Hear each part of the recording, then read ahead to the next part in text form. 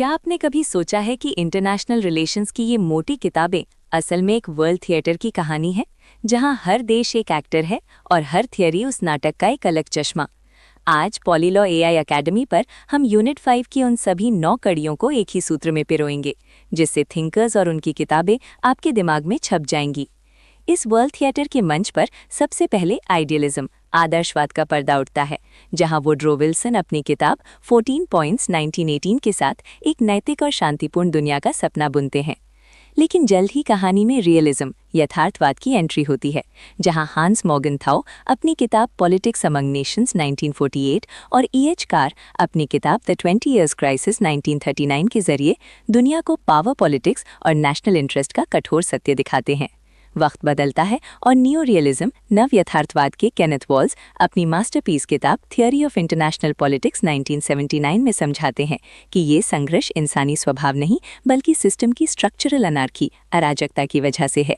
तभी इसके जवाब में नियो लिबरलिज्म नव उदारवाद के रॉबर्ट कियोहान और जोसेफ नाय अपनी किताब पावर एंड इंटरडिपेंडेंस 1977 लेकर आते हैं और बताते हैं कि कॉम्प्लेक्स इंटरडिपेंडेंस जटिल निर्भरता और व्यापार के जरिए देशों के बीच सहयोग भी मुमकिन है।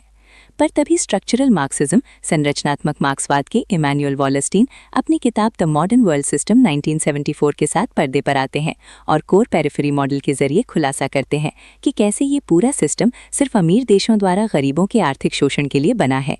कहानी में एक नया मोड़ तब आता है जब सोशल कंस्ट्रक्टिविज्म सामाजिक रचनावाद के अलेक्जेंडर वेंड अपनी किताब social theory of international politics 1999 में कहते हैं कि अराजकता कोई हकीकत नहीं बल्कि एक सोशल कंस्ट्रक्शन है जिसे हम अपनी सोच से बदल सकते हैं।